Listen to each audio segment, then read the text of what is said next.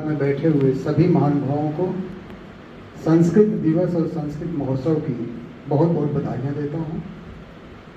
और जिस तरह से संस्कृत महोत्सव यहाँ संपन्न हुआ उसके लिए यहाँ के समस्त आयोजकगण, विशेष करके हमारे महामंत्री जी प्रोफेसर प्रयागनारायण मिश्र जी और यहाँ के सबको संजो के चलने वाली बहन पत्रिका जैन को बहुत बहुत बधाई देता हूँ। और मैं चाहता हूँ कि आप लोग कर्तव्य होने से बधाई दें।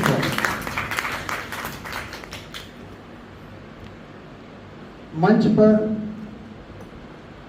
मेरी 3 पीढ़ियां बैठी हुई हैं।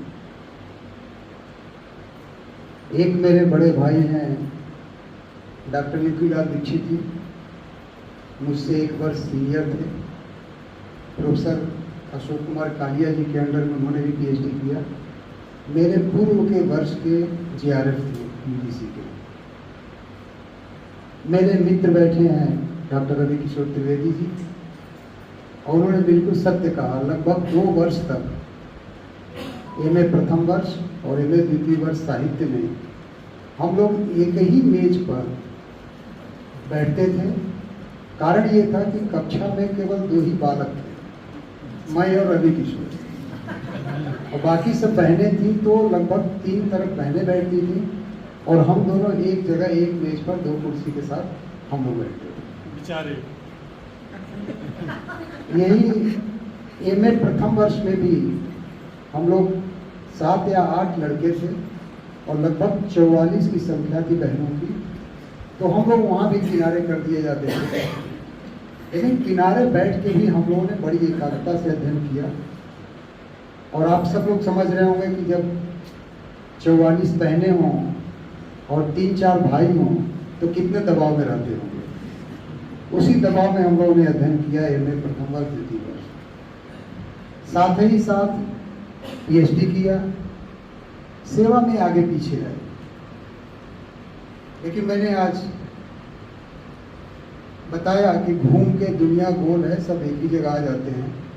तो संस्कृत विभाग और संस्कृत परिषद से पढ़ाई शुरू करके और पुनः वहीं आके हम लोग एक साथ बैठे हुए हैं। ये प्रकृति का नियम है। तीसरी पीढ़ी मेरी छोटे भाई हैं प्रोफेसर प्रयागनारायण मिश्र जी, भाई अनिल पोरवाल जी। मैं इन सब को अपनी तरफ से जो भी उचित सम्मान है, अपना अभिवादन है प्रकट करता हूँ, व्यक्त करता हूँ। यहाँ पर विभिन्न विद्यालयों से प्राचार्यगण आए हुए हैं, उन सबको मैं स्वागत करता हूँ, बधाई देता हूँ। और संस्कृत सप्ताह, संस्कृत दिवस की विशेष रूप से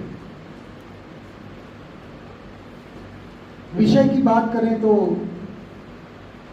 कुछ कहने को बचा नहीं।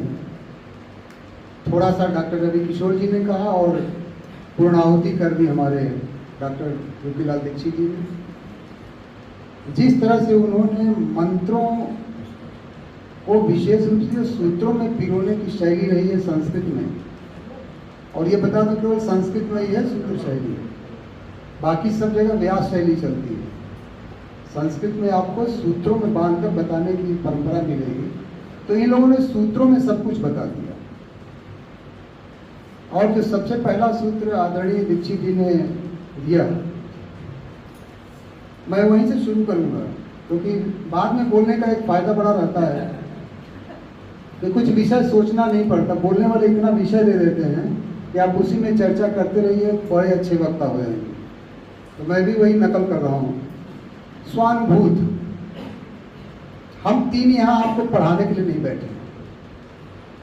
आप सब लोग, मैं ये मान के चल रहा हूँ कि हम लोगों से ज़्यादा आज की प्रतियोगी परीक्षाओं के टेक्निक्स को जानते होंगे, क्योंकि सबके पास मोबाइल है, सब लोग टीवी कंप्यूटर देख रहे हैं।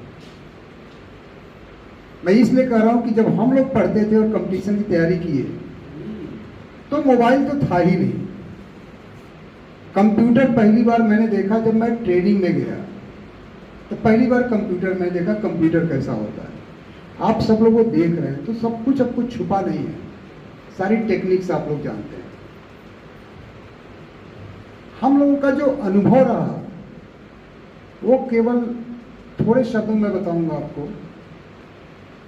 पहला तो जब मैं संस्कृत विभाग में आया पढ़ने, उसके पहले मैं जब ग्रेजुएशन में था तो मैंने इंग्लिश, इकोनॉमिक्स, संस्कृत 3 कॉम्बिनेशन था मेरा।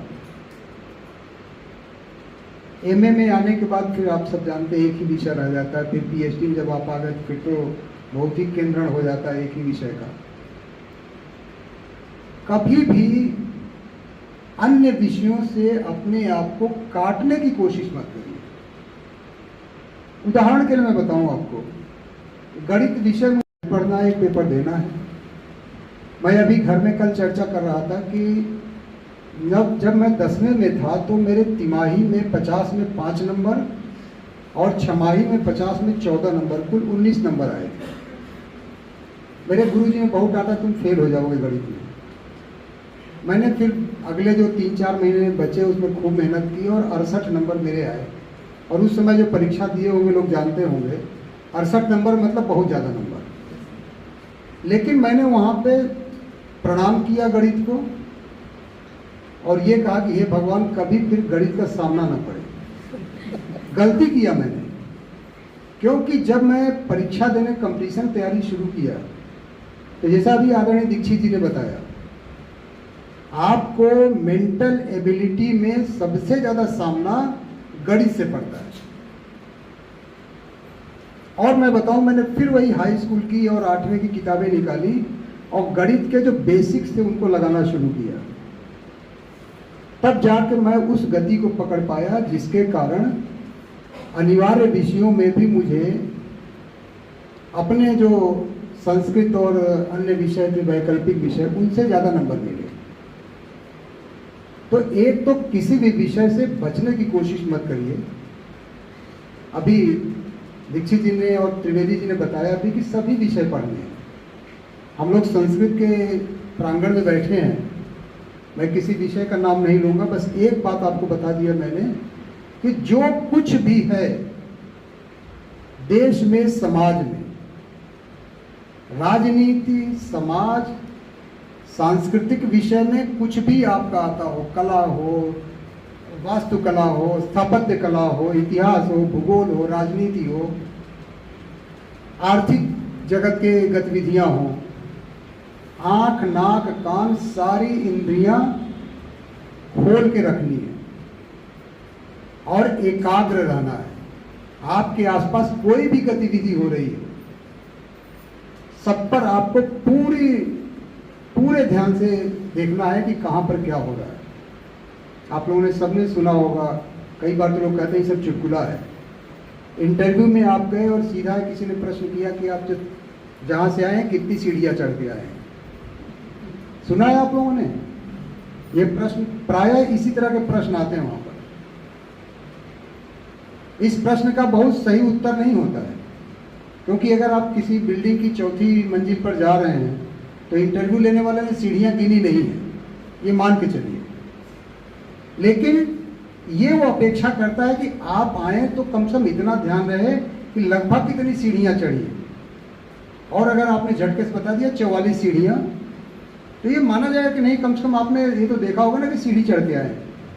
वरना बिल्कुल लापरवाही से आदमी जा रहा है, चल रहा है, बैठ रहा है, उठ रहा है, सामने क्या लिखा है, इन लिखा है, आउट लिखा है, इधर से जाना है, उधर से जा रहे हैं, दरवाजे को पुश करने को लिखा है और हम दरवाजा खींच रहे हैं। तो ये एकाग्रता बहुत महत्वपूर्ण है। और सामान्यतया एक प्रश्न और आता है कि संस्कृत वाले, जैसा हमारे भाई प्रयाग जी ने कहा था शुरू में, कि संस्कृत वाले क्या करेंगे, केवल पूजा पाठ करेंगे और इसे करेंगे वैसे करेंगे। आप लोगों ने भी बहुत सारे लोगों को ये सुनते हुए, कहते हुए सुना होगा। हम लोग के यहाँ बैठने का और कोई मतलब नहीं है। मैंने पहले बता दें कि टेक्निक्स आप बेहतर जान रहे हो, और जिसको नहीं पता हो शाम को 2 घंटा मोबाइल खोल के, अपना कंप्यूटर खोल के, लैपटॉप खोल के बैठ लेना। यूपीएससी, यूपीपीएससी, एमपीएससी, राजस्थान का, बिहार का, हिमाचल का कोई भी वेबसाइट खोल लेना, सब कुछ मिल जाएगा उसमें। किसी भी कोचिंग का साइट खोल लेना, मटेरियल मिल जाएगा आपको। लेकिन सबसे पहले आपके मन में ये आना चाहिए कि नहीं, हमें कुछ बनना है। बनना है तो ये यहाँ जो लोग बैठे हैं वो भी कुछ बने हैं, केवल ये आपको ध्यान देना है। और कुछ बने हैं, यहाँ पे चर्चा इसलिए नहीं है, कुछ बड़े बने हैं। ऐसे है, अगर कोई मेरी बड़ी तारीफ करता तो मैं कहता भाई कोई ऐसा थोड़ी अद्भुत काम हो गया। या जैसे हमारे डॉक्टर नंदकिशोर त्रिवेदी जी सीडीओ तक पहुंच गए तो कोई अद्भुत कार्य थोड़ी कर दिया, हमने कोई अद्भुत कार्य नहीं कर दिया। लेकिन जो एक कहा जाता है कि संस्कृत वाला है तो केवल पूजा पाठ करेगा, कथा बाँचेगा, शादी ब्याह कराएगा, उससे हटके किया और सब कुछ करने के बाद किया। हम तीनों लोगों ने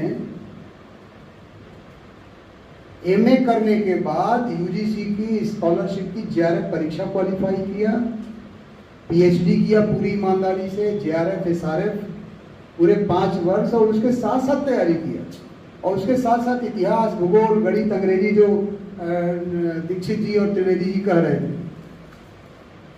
और सिलेक्शन एग्रीगेट परफॉर्मेंस पर होता है। कोई ये सोचे कि हम केवल एक विषय पढ़ लेंगे तो उससे नहीं होना है। और अब तो नया सिस्टम आ गया, सब्जेक्ट खत्म होने के कगार पर है, कई परीक्षाओं में खत्म हो गया है, जहाँ है इस वर्ष खत्म हो जाएगा।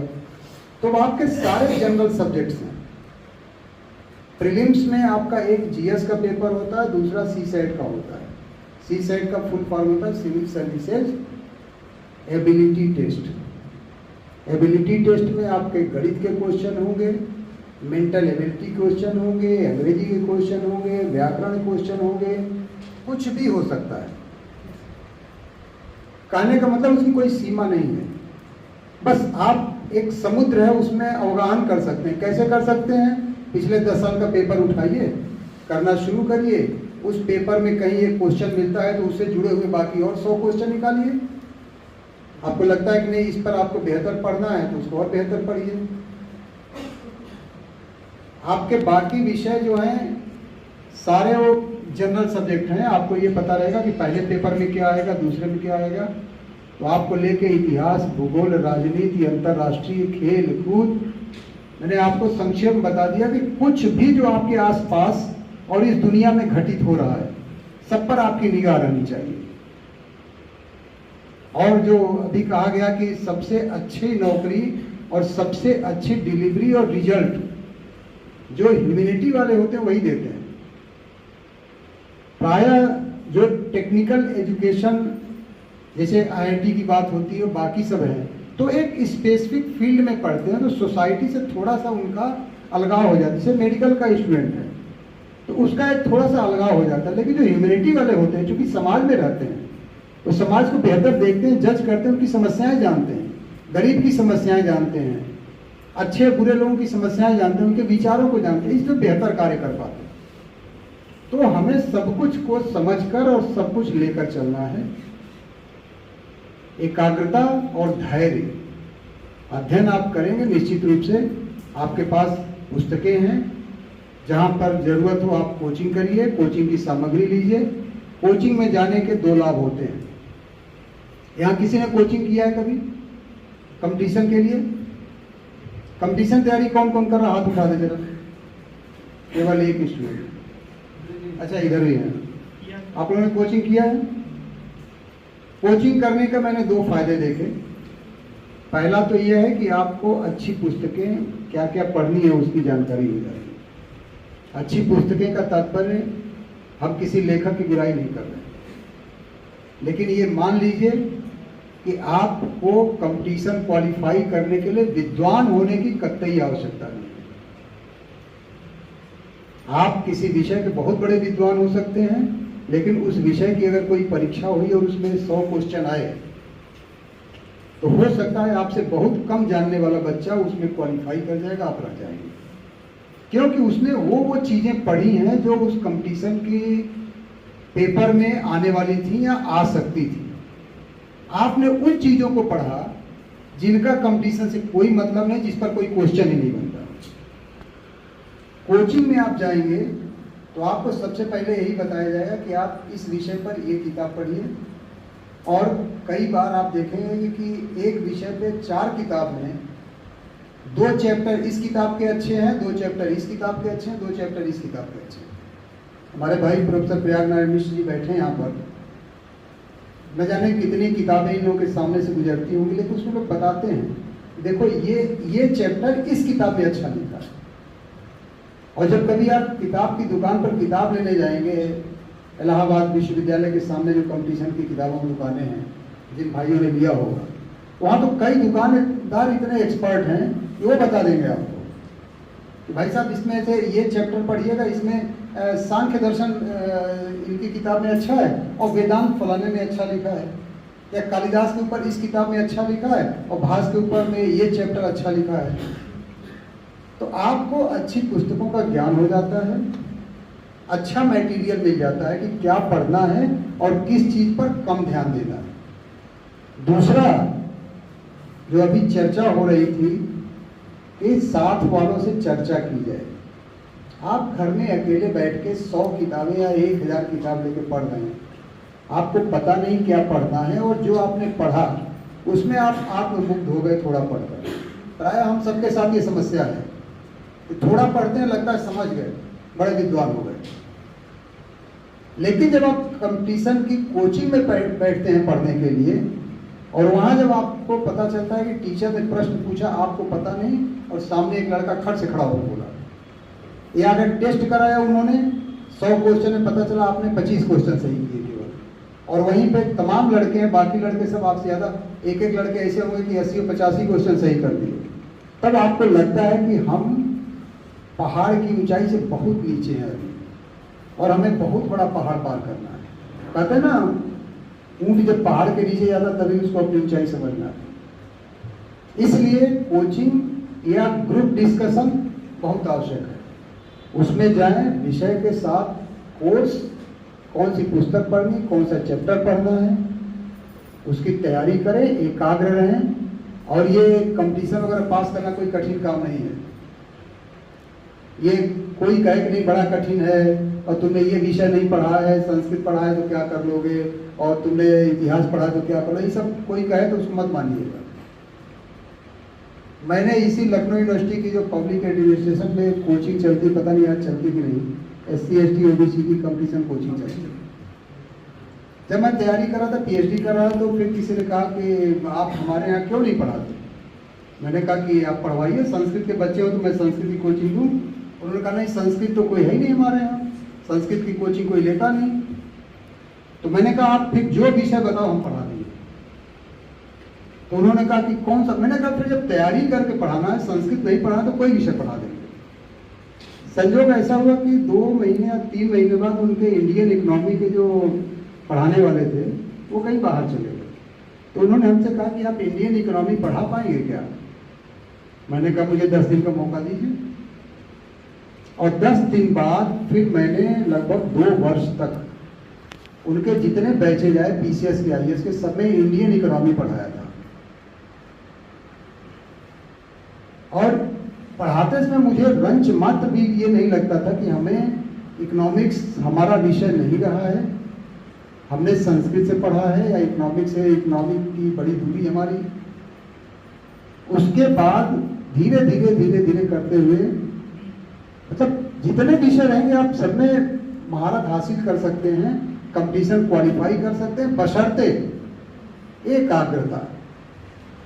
और किसी विषय को, भाई मेरा एक ही अनुरोध रहता है, किसी विषय को दुश्मन मत समझो। जिस विषय को दुश्मन समझोगे कि नहीं ये विषय आपको नहीं पढ़ना है, उसी का प्रश्न आपको कंपटीशन में 1 नंबर और 2 नंबर से फेल कर देगा। इसलिए सारे विषय पढ़ने आपको, सब समझना है। जो कुछ भी आपके आसपास हो रहा है, धैर्य रखिए।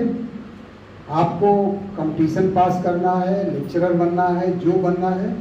अब लेक्चरर में बड़ा कंपटीशन है, ऐसा थोड़ी है कि आप PhD कर गए, DLED कर गए तो लेक्चरशिप मिल ही जाएगी। वहाँ भी बड़ा कंपटीशन है, आपके ढेर सारी उसमें चीज़ें देखी जाती हैं, इंटरव्यू में न जाने कैसे कैसे सवाल पूछे जाते हैं।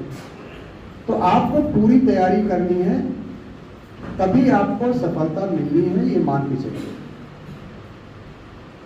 आपका विज्ञान भी बढ़िया होना चाहिए, गणित भी अच्छा होना चाहिए, इंग्लिश भी अच्छी होनी चाहिए, इतिहास, भूगोल, विश्व इतिहास, सब कुछ। संस्कृत का जो सबसे बड़ा फायदा है, अभी आपको बताया भी गया कि भारत की जितनी पुरानी चीज़ें हैं वो सब मूल संस्कृत में ही मिलती है।